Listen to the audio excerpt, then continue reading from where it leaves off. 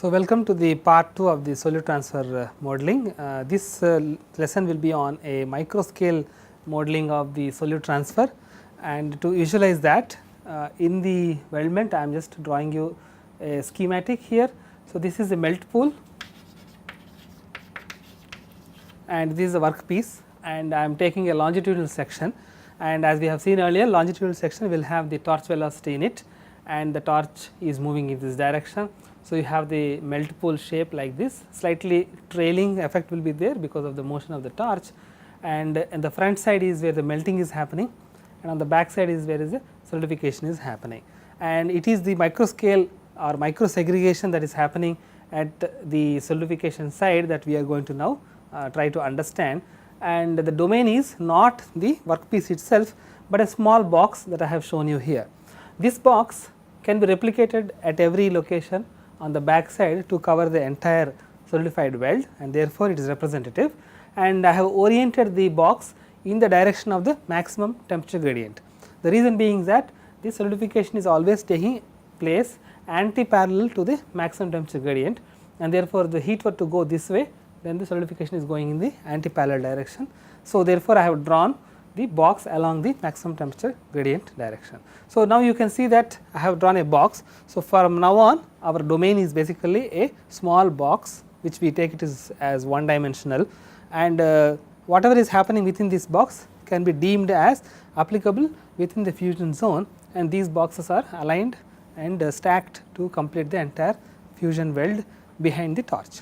Okay. So, we will take two cases in this lesson. The first case is a complete mixing, okay, and that can be discussed as follows.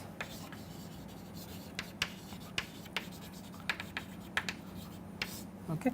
So, before we go there, we can actually just look at the velocity of solidification what we are going to use, that is basically related to the angle that the interface between the melt pool and the workpiece, namely the fusion zone, is going to make with the horizontal, and that angle theta can be used to relate Vs with V torch. Okay. So, at a later point when we come across what is the velocity here, we should not confuse it with the torch velocity. It is related to torch velocity, but not the same, and it is not also to be confused with the velocity of the liquid pool within the zone here. It is actually the velocity with which solidification is happening, and you can see that very close to the top it will approach the torch velocity, but at the bottom it is 0. So, somewhere in between it will take a trigonometric function like cos theta to change from 0 to 1, and you could actually determine at any location using this angle. Okay. So, we will keep that in mind when we need that value.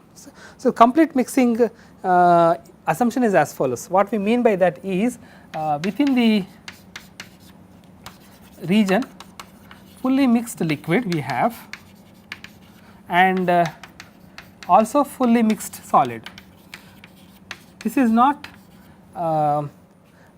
generally followed. The reason being that normally the solute diffusivity in the solid region is about 2 or 3 orders of magnitude smaller than that in the liquid, and therefore, generally it is not possible to have well mixed here in both. However, we can actually take this assumption and proceed to do an analysis because it is applicable for small dimensions. So, whenever the length scales are very small, this can be taken as applicable. So, we will look at those assumptions. What we mean by full mixed liquid and fully mixed solid is as follows. There are no gradients.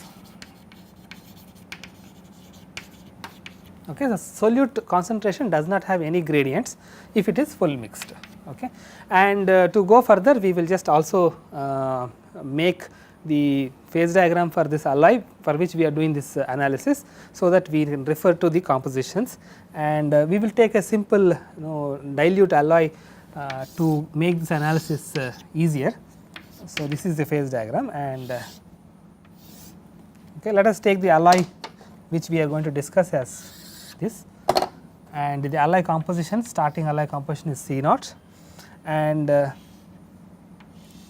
this temperature is the liquidus temperature, this is the solidus temperature, and we can say that the alloy C0 is going to start solidifying when the temperature starts going below TL, and it will complete solidification when it reaches TS, and which means that the solid fraction is going to start from 0 at TL and it will be equal to 1 at Ts. Okay. So, that is the meaning of this, and if this was C naught, then we would introduce what is called a partition coefficient.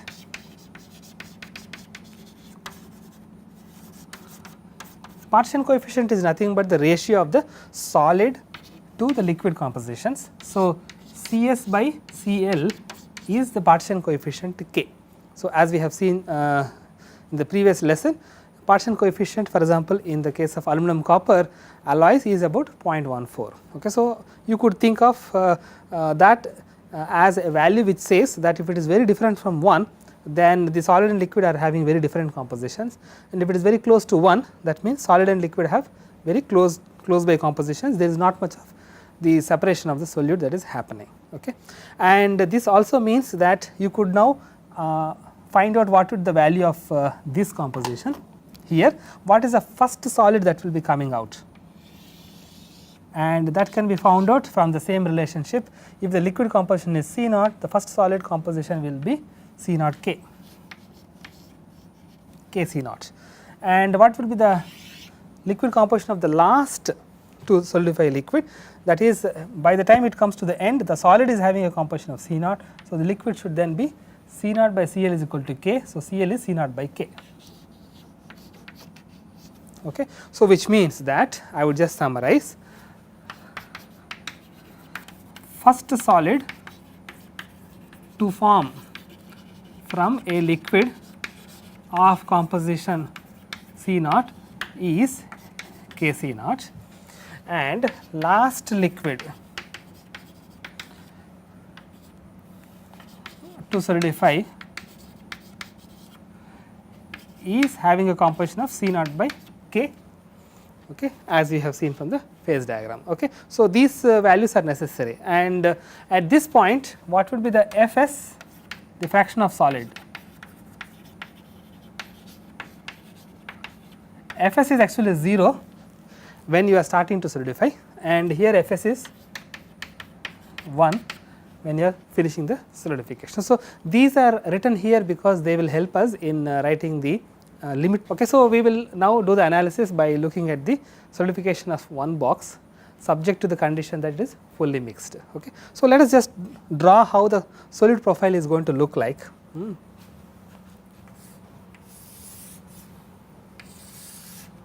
So, initially this is a box, and here I am putting the composition, and here is the distance, and the distance can be approximated to the fraction of solid also, because this is entire thing is initially liquid. So, therefore, the position of the interface will tell you what is the fraction of the solid. Okay. So, let us say this liquid has a composition of C naught, then the very first point when you are not yet solidified, the composition profile is going to look like that. Okay. This is C naught, it is going to look flat because everywhere the liquid is of the same composition, and the moment a small amount, let us say 5% of the liquid has solidified, that 5% is going to have a composition of K C naught, and K being 0.14 for aluminum copper, it means it is going to be a small value here, and this much of solute has to then mix in the liquid. So, the solute when it is mixed will have the composition of the liquid going up.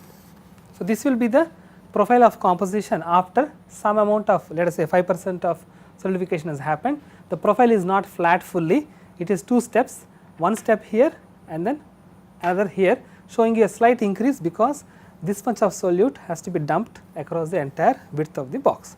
And if you then solidify another 5%, then what happens is that it would dump some more,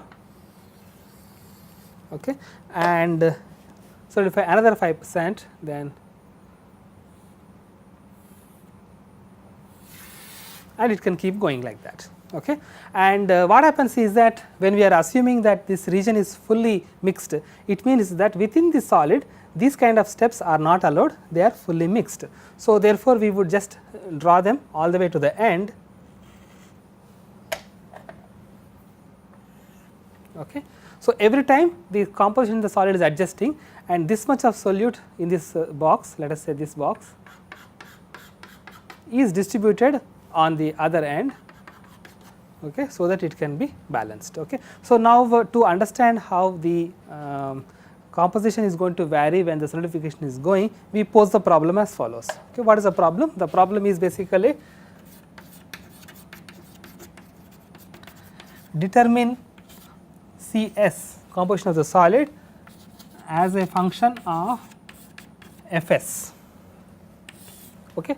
And you can actually pose it as determine the composition of the liquid as a function of the liquid fraction, whichever way, because both are related, and we can then use this plot to determine that. So, what we do is that to determine, we go from comparing situation at Fs to Fs plus dFs, which means that let us say from 20 to 21%, that kind of a small variation in the solid, and let us look at what will happen. So, I would just take two sets of lines and I would exaggerate the dFs so that it is visible in the board, and then show you how the profile should look like. So, let me just draw that for you.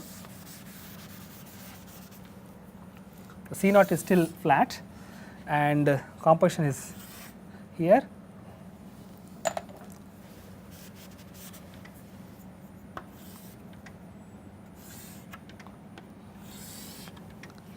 And after some amount of solidification, little bit,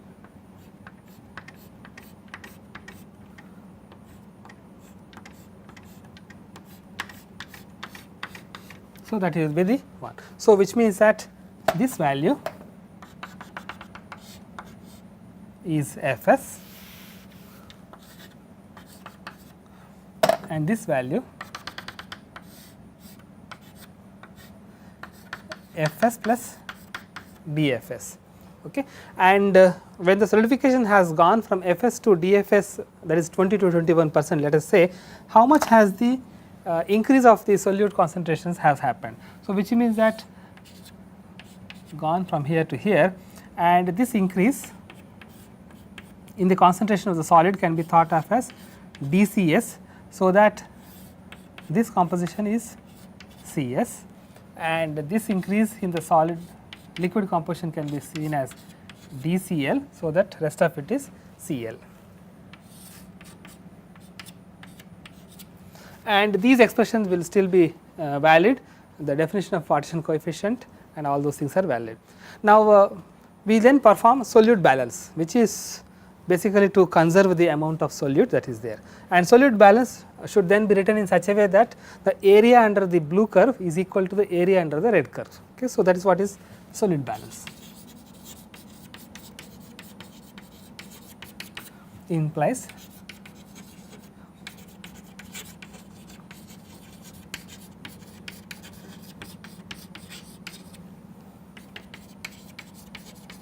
the area under the red and the blue plots is same. Okay, that is when the solute conservation has taken place.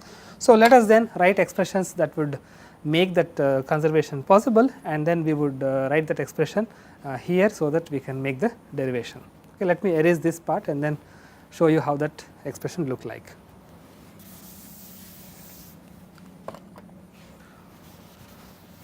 So, the area under the blue curve can be written as two rectangles. This rectangle would then be Cs into Fs. So, it would be Cs Fs plus the rest of it is basically Cl into 1 minus Fs.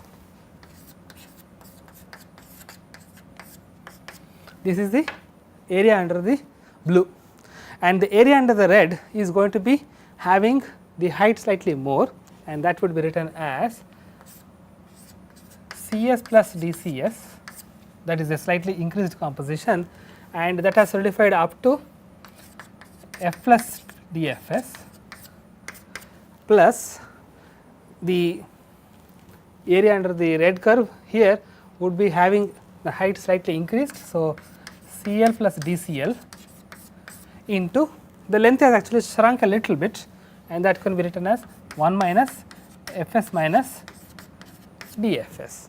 Okay. So, these two areas being same implies that when you multiply with the uniform cross sectional area, then you are actually solute balance is being applied. Okay. So, we would then expand only the right hand side, because we can see some cancellation that is possible. So, we would then take only these terms and see. So, Cs into Fs plus Fs into dCs plus Cs into dFs plus dCs into dFs, and then this again we will write it as plus Cl into, I intentionally keep 1 minus Fs together so that I can cancel it later on, okay, and then plus dCl into 1 minus Fs minus Cl into dFs minus dCl into dFs. Okay. Now, in this expression we can note that we can start cancelling out the terms, and then I will highlight them. So, this is same as here, okay.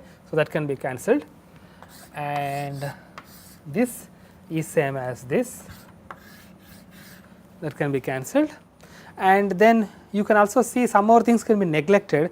So, usually these double differentials are extremely small numbers because both are supposed to be small. So, I would then neglect those second order effects. So, those can also be dropped. So, which means that you can now write this balance with only the remaining 4 terms which can be collated. So, I will just bring them across and see how they look like. Okay. So, this implies, okay. So, 0 is equal to, so Fs dCs Cs dFs plus dCl into 1 minus Fs minus Cl into dFs. Now, what we need to do is basically identify the terms that have the same differential and bring them together. So, they have the dFs as common. So, we just bring it to the right hand side. So, we write it as Cl minus Cs into dFs is equal to, on the left hand side you have the dCs and dCl that are together. So, we could use the definition of partition coefficient to write, saying that implies dCs is equal to k into dCl. Okay, we can use it so that we can change it. So, it can be written as Fs plus dCl is dCs by k. So,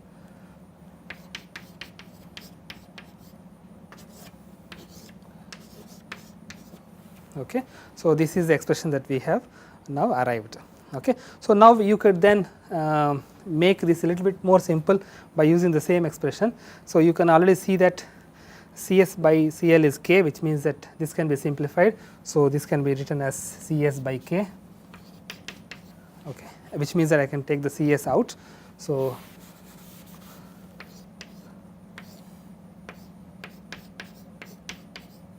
I can write like that, and here also I can make a simplification, and that I would do by multiplying. So, I would take the k fully down and I put a k there, and then I can take the Fs common. So, that would be 1 minus k.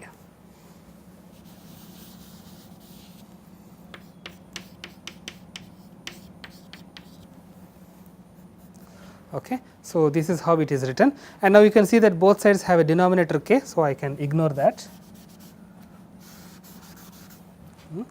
and you can see that when you want to integrate, you normally should have the same variable along with the differential, and so which means that this square bracket should be brought down here, this can be taken to the other side there. So, we will do that manipulation now, so that we can integrate.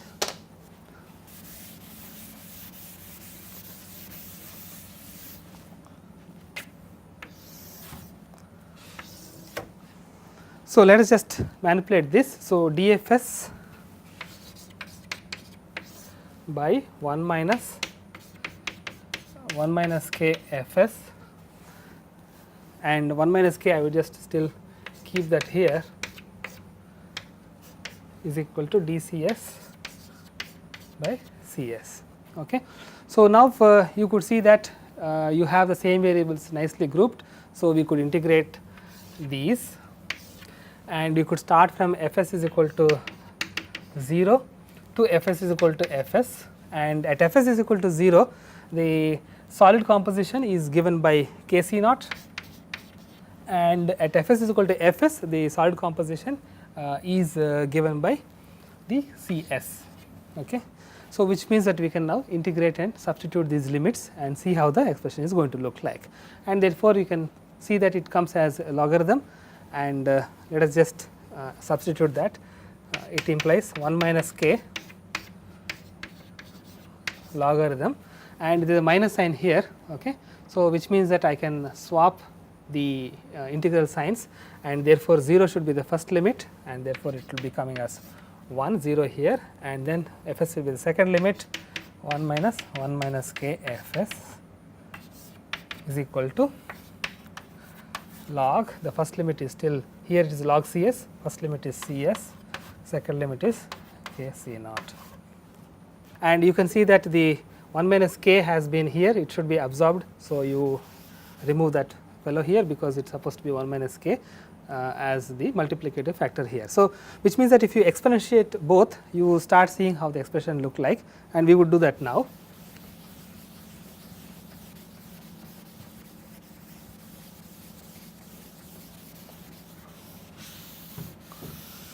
So, which means that you would see that Cs is equal to Kc naught divided by 1 minus k Fs, and Cs by k is nothing but Cl. Okay. So, which means that I can write it as Cl is equal to C naught by this. So, this is an expression which tells you how Cl is related by Fs. You can also call it as C naught Cs related by Fs, because you can write it as Kc naught by 1 minus k Fs, etc. And this relationship, the way we have written, is looking like a function. As you vary the liquid fraction, how the concentration of the liquid is changing, etc. Now, in this form it may not be recognizable immediately what it is, but we would just simply manipulate a little bit and show you what it means. So, what does balance of solute mean is being demonstrated. So, what we would do is that we would just take this expression and manipulate. So, you would have the expression Cl into 1 minus k Fs equal to C naught. So, I will write it as Cl minus 1 minus k Cl minus KCl into Fs is equal to C naught. KCl is again Cs. So, you write it as Cs. So, then you can take this C naught there. So, you write it as Cl minus C naught is equal to Cl minus Cs into Fs. It implies that Fs is equal to Cl minus C naught divided by Cl minus Cs. Now, is this then clear what it is?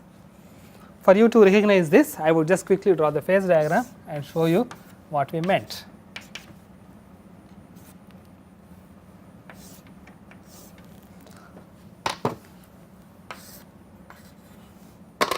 At a given fraction, if this was Cl and this was Cs and this is C naught, then what we have written is Cl minus C naught, that is this distance divided by the total distance. Lever rule. Okay, so, lever rule is nothing but balance of solute, okay, under the assumption that you have got complete mixing in the liquid and in the solid region. So, there is absolutely no special phenomenon behind this equation. Lever rule, it is actually giving you the function of the liquid composition as a function of the solid fraction or liquid fraction, and under the situation that it is fully mixed in both solid and liquid, you retrieve the lever rule. Okay. So, this is one thing that we can bring from the relationships that we have drawn. Okay. And when is it applicable? Whenever the complete miscibility is there in the liquid, which is generally not possible in a fast process such as welding. That is the reason why lever rule is not applicable most of the time to understand what would be the composition variations that are happening at micro scale. And we now see that it is originated because of the assumptions that we started off. So, we can now modify this equation to relax at least one of those assumptions, and the first assumption that we would like to relax is the composition equilibration within the solid, because solid normally has very poor diffusivity. So, you can reduce the amount of mixing in the solid by simply setting it to 0 and then looking at it. Okay. So, we would just take a short break and we will come back to this derivation and see how this equation would change if you make that relaxation. So, let us get started back from the previous part on the second part of the solute transfer modeling, which is applicable for the microscale redistribution of solute because of the solidification of the fusion weldment. So, here we have seen that in the previous part we have derived essentially a lever rule by assuming complete mixing in the solid and liquid regions, and we have seen that it is applicable only when we have got very close by conditions for equilibrium to be set, and for a fast process such as welding it may not be applicable. And we will relax one of the conditions to make it a bit closer to the reality by saying that we will use complete mixing in the liquid, but no mixing at all in the solid, which means that you would have a situation of variation in the composition as follows.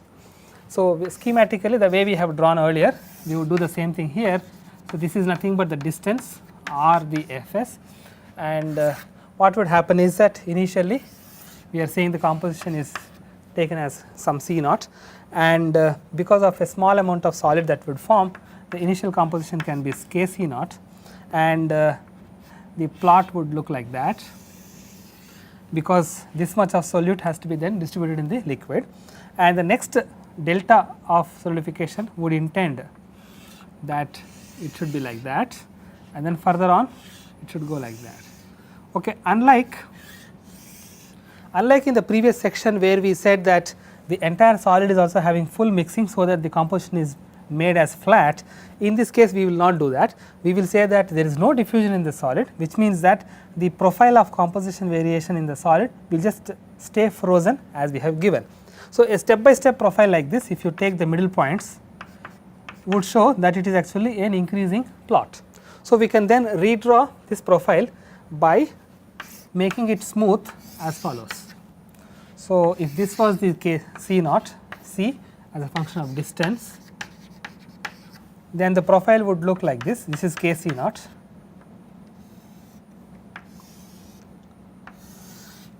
okay. And what we are trying to then balance is when the liquid fraction is going from Fs to Fs plus dFs, and let us then draw them like this.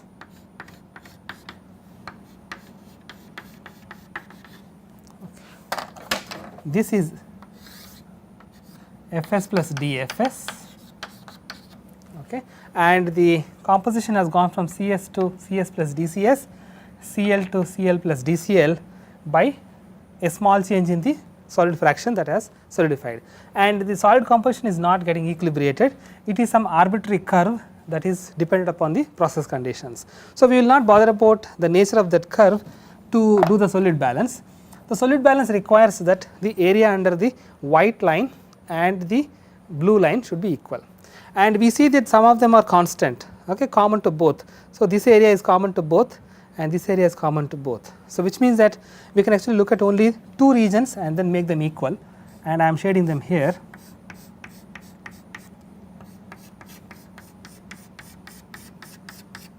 Because of the solidification happening by making the solid fraction go from Fs to Fs plus dFs, it has changed only this much. That means that if this hatched region is equal to that hatched region, then the solute balance is maintained. And while maintaining that, we will also see a lesson from the previous class that the product of dFs and dCs are negligible. So, this corner, which is basically like a triangle, can be neglected because Fs and dFs and dCs are very small. So, we would just pretend that these two are essentially rectangles and look at their balance. So, solute balance would require this.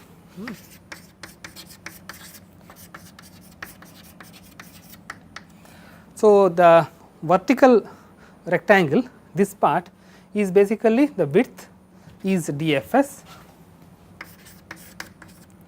and the height is nothing but the liquid composition minus solid composition, which is Cs minus Cl, that is the area. Okay. And the horizontal rectangle here would then have the width, which is nothing but 1 minus Fs minus dFs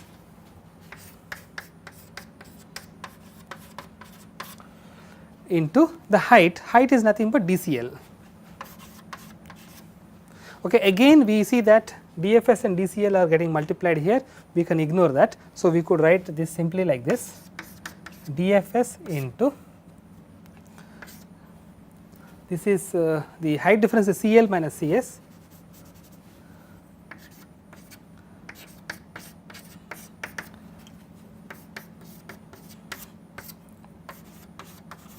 okay, because you are approximating the double differential products as negligible, and we can then bring the quantities on either sides to see how they express themselves. So, you could write it as dFs by 1 minus Fs is equal to dCl by Cl minus Cs. Okay.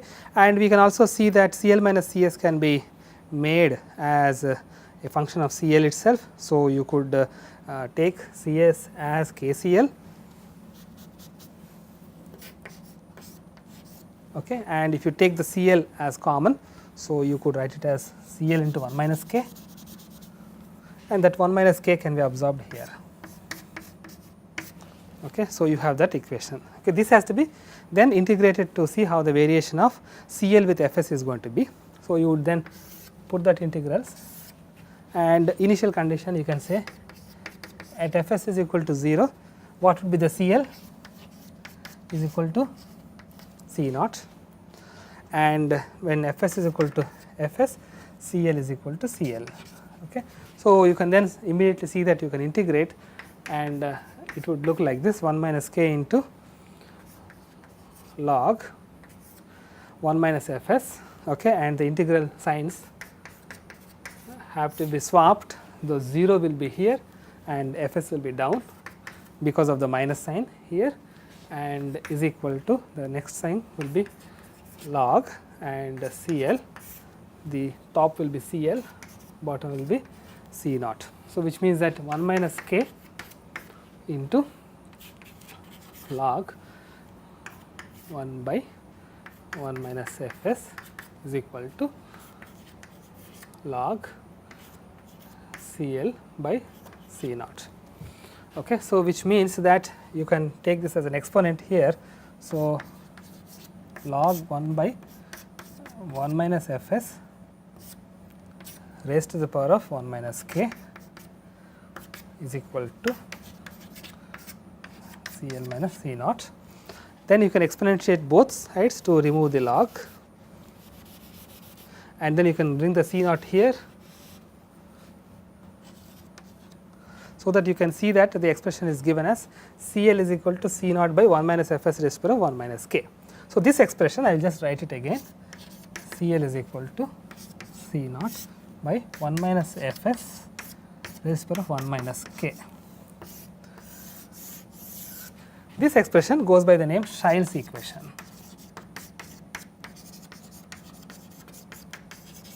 So, it is different from the Lever's rule, where you do not have the exponentiation. Scheil's equation, you have an exponentiation, and you can see that for values that are of partition coefficient like 0.14, then basically this is a positive power, and 1 minus Fs would mean that the liquid composition is rapidly rising above C naught as the solidification is coming to a end. Okay.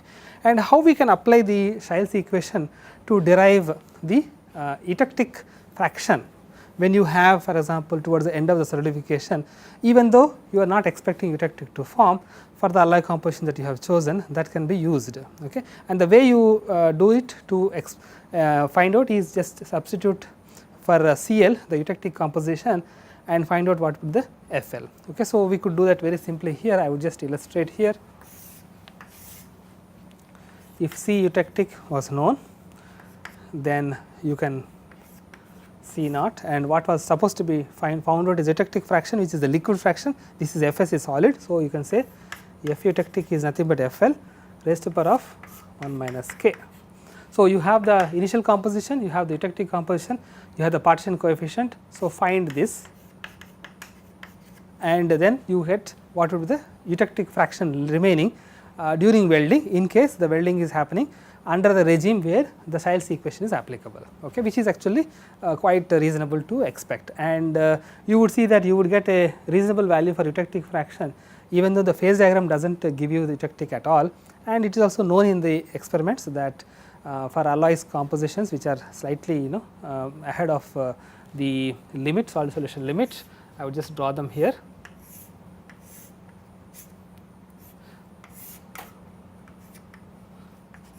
So, for compositions like this, you do not expect any eutectic to form, but then if it were in a welding situation, you would have eutectic to form, and normally equilibrium predicts that only these kind of a compositions will have eutectic and these should not have, but then you would see that eutectic can be observed even for such alloys, and how much it will be observed can be given by the Scheil's equation. We can actually see the behavior of Scheil's equation through couple of exercises in the tutorial that I would be putting up in the course website, and with that I will close the second part of the microscale solute transfer at this juncture. And in the next lesson we will see how we can actually relax one more condition that we have set here, namely the fully mixed region in the liquid. We can relax even that and then see how the solidification can help us in understanding how the solute distribution will be happening at microscale, and also how it will affect the microstructure. Okay, so with that we will close this lesson. Thank you.